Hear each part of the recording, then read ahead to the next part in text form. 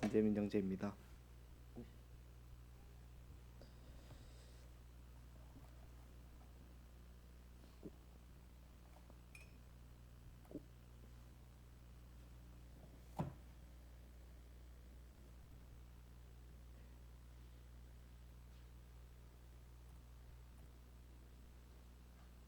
안 되네요. 네, 오랜만에 강단에서 인사를 드리는 것 같습니다. 제가 오늘 짧게 간증을 준비를 했는데 혹시나 불편한 마음이 들거나 잘못된 분별이 있으면 너그러 용서하시고 또 편하게 말씀해 주시기 바라겠습니다.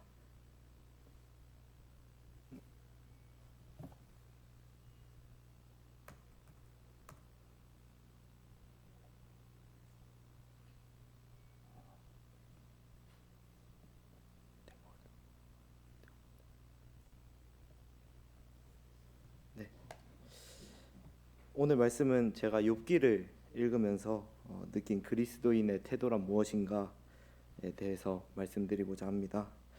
먼저 궁금해하실지 모르겠지만 이제 혹시 태어난 아이를 궁금해하실까봐 또 어떻게 지냈는지 말씀드리겠습니다. 우선은 많은 기도와 사랑으로 또 이렇게 아이가 잘 태어났고 또 자매도 건강하게 잘 지내고 있습니다. 아이가 수술하는 날 이제 마지막 검사를 했는데 한 3.4kg로 나올 거라고 막 그렇게 얘기를 하더라고요. 근데 태어나 보니까 3.8kg로 태어나가지고 네, 슈퍼 베이비로 좀 태어났습니다. 다 다른 건 다 평균인데 머리가 좀 크네요. 뭐 이러면서 안 그래도 제 유전자를 받으면 키도 작을 건데 머리까지 커질까봐 좀 걱정이 되고 있습니다.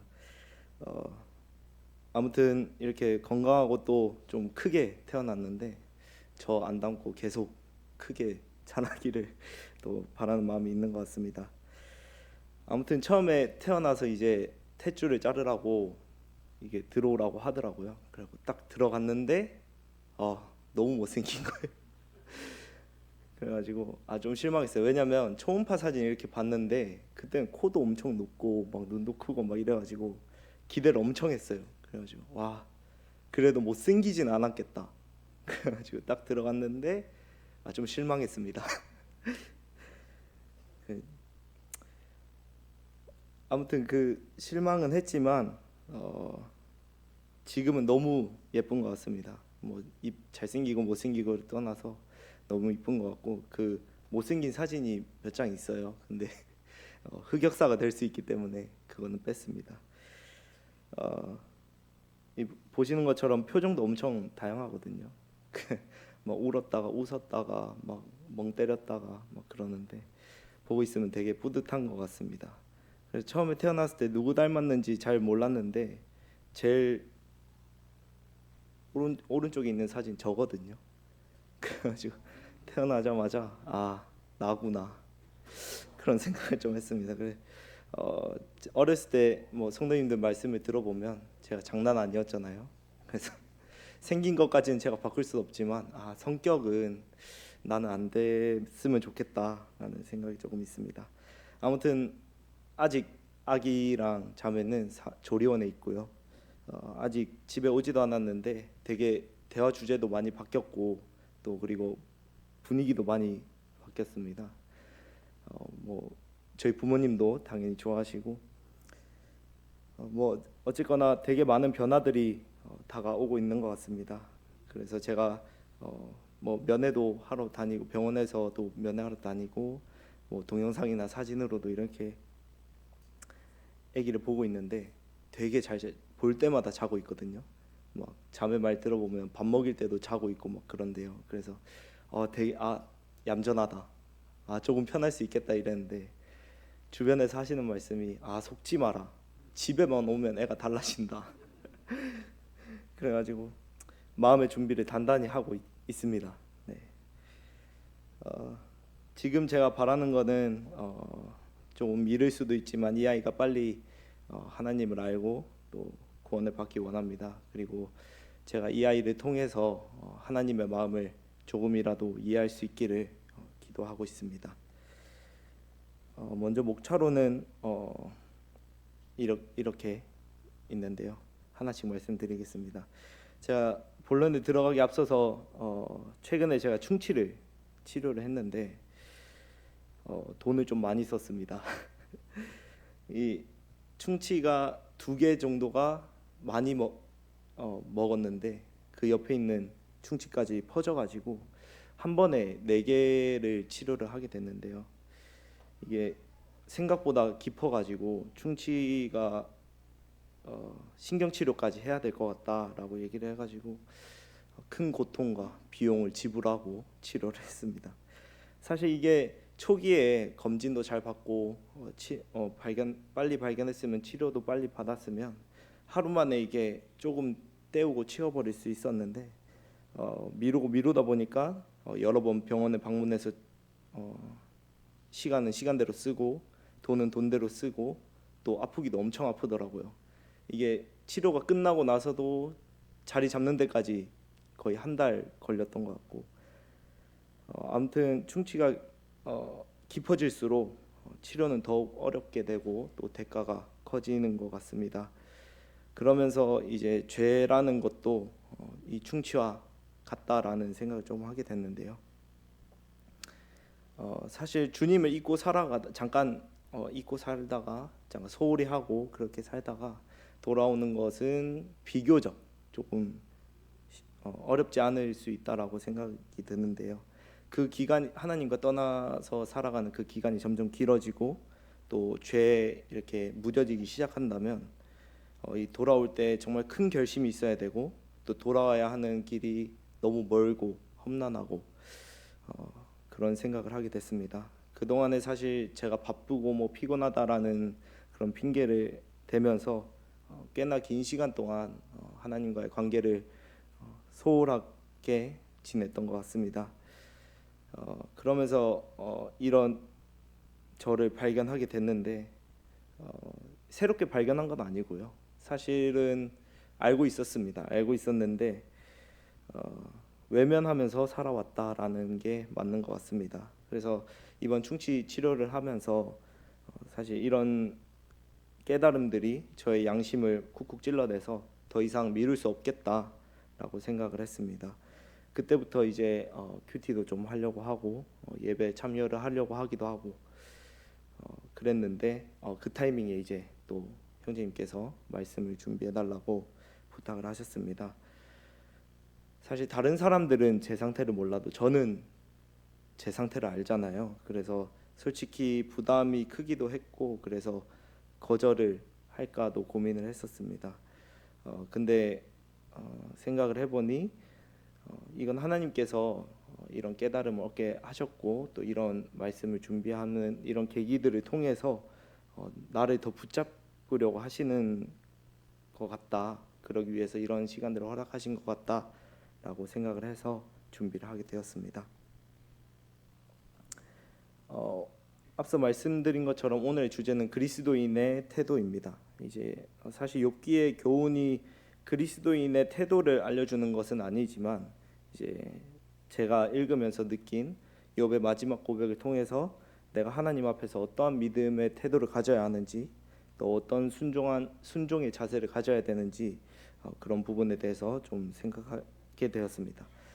먼저 욥기의 개요입니다. 나름 좀 간략하게 정리를 해봤는데 다들 아시는 것처럼 이제 욥을 두고 사탄이 하나님과 시험을 하게 됩니다. 사탄의 주장은 이제 하나님이 욥에게 많은 복을 허락하셔가지고 너무 평탄한 삶을 살기 때문에 하나님을 경외하고 의로운 삶을 산다라고 주장을 합니다. 그래서 욥의 소유를 다 뺏게 되면 분명히 하나님을 원망하게 될 것이라고 얘기를 하죠. 그러면서 시험을 받게 되는데 이 저주를 받은 욥을 보면서 이 세 친구와 언쟁을 계속 주고받습니다. 언쟁을 벌이게 되고 그 후에 엘리후의 가르침이 있습니다. 마지막으로 하나님의 환상을 본 욥의 회개로 마무리가 되는데요. 먼저 각각의 주장과 결론을 한번 보도록 하겠습니다. 이 시험을 당하는 욥의 주장은 자신의 생일을 저주하면서 나는 무죄하다라고 주장을 합니다. 욥은 이렇게 적용시킵니다. 나의 고난은 하나님이 주신 벌이다. 따라서 하나님은 공의로 세상을 다스리시지 않으시고 불의하시다라는 뉘앙스의 그런 결론을 내리게 됩니다. 그러고 하나님께 설명을 요구하게 됩니다. 이러한 욥은 자신 스스로를 의롭다 여기는 이 태도는 분명히 하나님 앞에서 잘못된 태도라고 생각을 합니다. 다음으로 욥의 세 친구는 이렇게 주장을 합니다. 하나님은 공의로우시다. 그리고 하나님은 세상을 공의로 다스리시기 때문에 욥 당신이 죄를 지어서 그에 상응하는 벌을 내리시는 거다라고 하면서 욥을 정죄하게 됩니다. 계속해서 이 욥은 친구들에게 설명을 해도 이 친구들은 계속 정죄하고 욥의 그 말을 받아들이지 못합니다. 이러한 친구들을 보면서 마지막으로 말을 하는데요. 이 친구들을 풍자한 뒤에 자신을 변명하게 됩니다. 31장에 있는 내용인데 내가 원수를 저주하지도 않았고 내 사람을 굶기지도 않았고 나그네를 모른 척하지도 않았으며 소출의 값을 다 치루었다. 그래서 나는 무죄하다라는 식으로 자신을 변명하게 됩니다. 이 말을 통해서 이 욥은 자신을 스스로 의롭다라고 여기는 것을 저희가 좀 알 수가 있는 것 같습니다. 마지막으로 이 논쟁과 욥의 결론을 듣고 있던 이 엘리후는 자신의 가르침을 들으라고 말하면서 이 대화를 마무리 짓습니다. 엘리후는 32장에서 욥이 자신을 하나님보다 의롭다 여기는 것을 지적하면서 화를 내게 됩니다. 또 친구들에게는 능히 대답하지 못하면서 욥을 정죄한 것을 지적하면서 화를 내게 됩니다. 그리고 이제 자신의 주장과 결론을 말해줍니다. 하나님은 공의로우시고 하나님은 공의로 세상을 다스리신다고 말을 전합니다. 결론적으로는 지금 욥 당신이 겪고 있는 고난은 미래에 죄를 짓지 않도록 하는 하나님의 어떤 경고일 수도 있고 이 고난을 통해서 성품을 빚으시려는 것일 수도 있다라는 결론 내리게 됩니다. 조금만 더 엘리후의 말을 자세히 보도록 하겠습니다. 34장 10절부터 보게 되면 하나님은 결코 불의를 행하지 않으시고 공의롭다라고 말을 하고 있습니다. 그리고 23절에는 심판에 대한 애매한 부분이 없다라고 주장을 하면서 제가 생각하기에는 하나님의 그 공의의 성격을 나타내 준다고 명확하신 그 성격을 나타내고 있다고 생각을 합니다. 또 계속해서 27절부터 29절까지는 사람들은 하나님을 이해하지 못하고 하나님께서 침묵하신다고 인간이 정죄할 수 없다라고 얘기를 하는데요. 이게 하나님의 공의와 인간이 정의하는 공의는 분명한 차이가 있다라고 말하고 있다고 생각합니다. 욥기 34장 31절부터 32절 제가 읽도록 하겠습니다.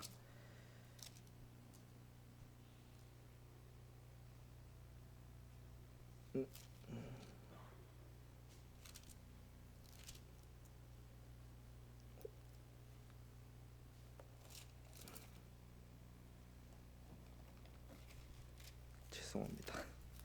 제가 미리 못 찾아놔가지고. 네. 그대가 하나님께 아뢰기를 내가 죄를 지었사오니 다시는 범죄하지 아니하겠나이다. 내가 깨닫지 못하는 것을 내게 가르치소서. 내가 악을 행하였으나 다시는 아니하겠나이다 하였느냐. 이 구절을 통해서 엘리후는 욥에게 당신이 하나님 앞에서 어떠한 행동을 취해야 되는지 얘기해주고 있습니다. 하나님께 아뢰고 회개를 간구해야 되고 또 하나님 앞에서 회복을 해야 된다고 말을 하고 있습니다.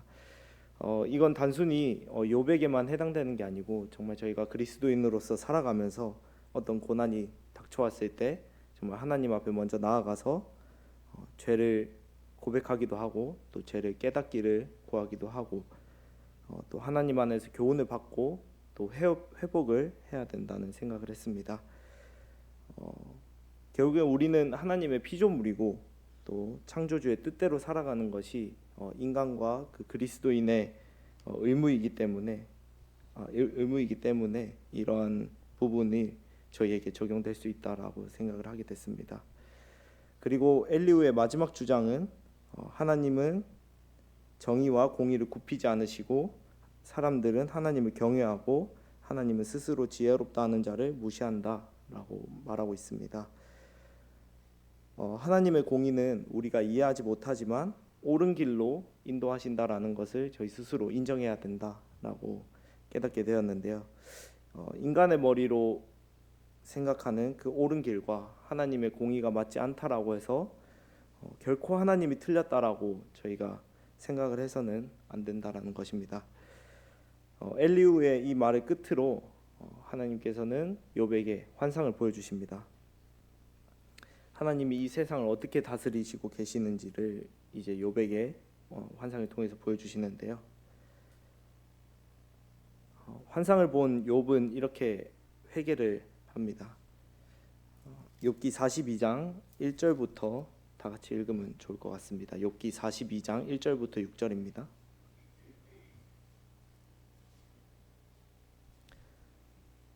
찾으셨으면 읽도록 하겠습니다. 시작. 욥이 여호와께 대답하여 이르되 주께서는 못하실 일이 없사오며 무슨 계획이든지 못 이루실 것이 없는 줄 아오니 무지한 말로 이치를 가리는 자가 누구이니까. 나는 깨닫지도 못한 일을 말하였고 스스로 알 수도 없고 헤아리기도 어려운 일을 말하였나이다.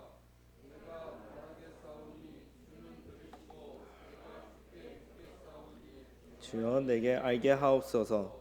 내가 주께 대하여 귀로 듣기만 하였사오나 눈으로 주를 배움나이다. 그러므로 내가 스스로 거두어드리고 티끌과 제 가운데에서 회개하나이다. 하나님이 보여주신 환상을 본 욥은 1절부터 3절에서 자신이 이해할 수 없는 방식과 기준으로 세상을 다스리시고 계신다. 하나님께서 다스리고 계신다라고 고백을 합니다. 하나님의 방식이 이해되진 않지만 그럼에도 이 환상을 통해서 욥은 직접적으로 하나님을 경험하게 되었고 또 하나님의 위대하심을 깨닫게 되는 계기였습니다. 그래서 이 경험을 통해서 4절에서는 내가 주께 대하여 귀로 듣기만 하였사오나 이제는 눈으로 주를 배움나이다 라고 고백을 하는데요. 욥은 머리로만 하나님을 알고 있었는데 정말 머리로만 자신이 이해할 수 없는 수준으로만 자신이 이해할 수 있는 수준으로만 하나님을 이해하고 있었습니다. 근데 이 환상을 통해서 이제 정말 하나님이 어떤 분이신지를 깨닫게 되는 순간임을 저희가 알 수 있습니다. 이 고백으로 욥은 자신의 머리로는 여전히 하나님의 공의가 무엇인지 이해가 되진 않지만 하나님의 공의를 인정하고 하나님의 그 섭리에 자신을 맡기게 되는 모습을 볼 수 있는데요. 여기서 저는 그리스도인의 믿음의 태도와 순종의 자세가 무엇인지 좀 깨닫게 되었습니다.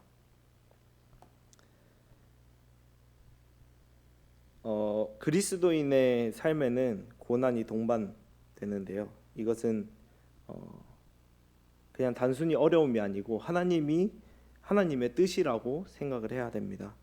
어떤 때는 내가 생각할 때 최선의 길이라고 생각되지 않더라도 하나님께서 가장 좋은 것으로 인도하실 거라고 조금 의도적으로 기억을 할 필요가 있다고 말씀드리고 싶습니다.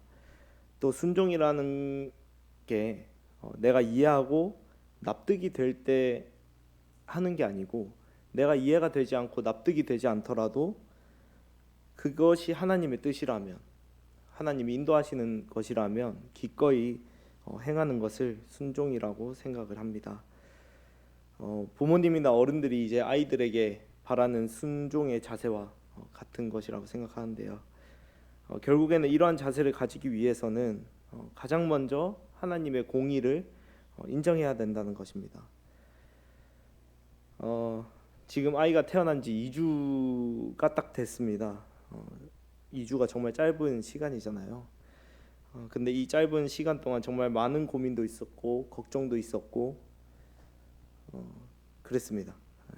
아이가 살이 빠지기도 하고 많이 빠지기도 하고 또 뭐 몸에 반점이 나기도 하고 뭐 저희가 생각한 일정들이 막 꼬이기도 하고 정말 별거 아닌 일들을 가지고 걱정에 묻혀가지고 짧은 기간을 지냈던 것 같습니다. 이런 상황에서 사실 자매와 이렇게 얘기를 하는데 좀 과하게 자매한테 위로를 했거든요. 뭐 자매가 걱정이 많은 편이어가지고 저도 같이 막 걱정하고 불안해하고 있으면 정말 이게 헤어나올 수 없겠다라는 생각이 좀 들었습니다. 그래서 입으로는 막 위로하면서 별거 아니다, 걱정하지 마라, 막 그렇게 하면서 휴대폰으로는 막 검색하고 막 잘 때 막 누워가지고 소파에서 계속 막 검색하고 막 그랬었는데 솔직히 저도 걱정이 많이 됐었고 불만도 되게 많았었습니다. 그랬는데 결과적으로는 하나님께서 가장 좋은 것으로 인도를 해주셨다라고 생각을 합니다. 그래서 저와 자매를 충분히 위로하셨는데요. 뭐 어떻게 보면 제가 생각한 것보다 더 좋은 최선의 결과를 주셨다라고 생각을 합니다. 그러면서 한편으로 그런 생각이 들었습니다. 만약 지금 이 결과가 제가 말씀드린 대로 내가 생각한 것보다 더 좋았다라고 말씀드렸잖아요. 내가 생각하기에 결과적으로 좋았기 때문에 하나님의 뜻과 그 계획을 쉽게 납득했다라고 생각을 하게 됐습니다. 근데 만약에 내가 생각한 좋은 것이 아닌 정말 너무 어려운 상황을 하나님께서 가장 좋은 것이라고 허락을 하셨다면 내가 과연 이렇게 쉽게 납득을 할 수 있었을까, 받아들일 수 있었을까라는 그런 의문이 조금 들었습니다. 만약에 내가 생각했을 때 힘들고 어려운 상황이 오더라도 진심으로 하나님의 그 공의를 인정한다고 하면 욥이 자신의 생일을 저주했듯이 하나님을 원망하지 않고 정말 하나님의 그 계획에 하나님의 그 인도하심에 동참할 수 있을 거라고 저는 믿습니다. 솔직히 지금 제 상태로는 하나님이 그런 어려운 상황을 주셨을 때 쉽게 순종하지 못할 것 같아요. 아직 너무 연약하고 부족한 저인 거를 스스로 알기 때문에 더욱 많은 기도가 되는 것도 사실이고 또 지금도 새로운 걱정들이 계속 생겨나고 있습니다. 그럼에도 이제 말씀을 읽고 준비하고 묵상하게 되면서 걱정과 어려움 속에서 하나님은 이래서 이걸 허락하셨을 거야. 그리고 또 하나님께서 더 큰 그림을 그리고 계시기 때문에 이런 상황을 주셨을 거야 라고 자매랑 많은 얘기를 하고 있습니다. 어떻게 보면 조금 더 성장했죠. 고난과 걱정을 대하는 그 태도가 조금은 바뀌었다라고 말씀드리고 싶은데요. 지금도 저의 기도 제목은 정말 많이 있습니다. 근데 그 중에서도 정말 제가 하나님의 그 공의를 인정할 수 있도록 정말 많은 기도를 하고 있습니다. 제가 먼저 하나님의 공의를 먼저 인정해야 그 다음이 가정, 그 다음이 교회까지 잘 이끌고 섬겨 나갈 수 있을 거라고 생각을 하고 있습니다. 정말 제 간증을 통해서 성도님들도 이 시간 하나님의 그 공의를 인정하는 것을 한번 생각해 보시면 좋을 것 같습니다. 정말 저희 가정이 앞으로도 하나님 보시기에 정말 아름다운 가정이 될 수 있도록 기도 부탁드리겠습니다. 감사합니다.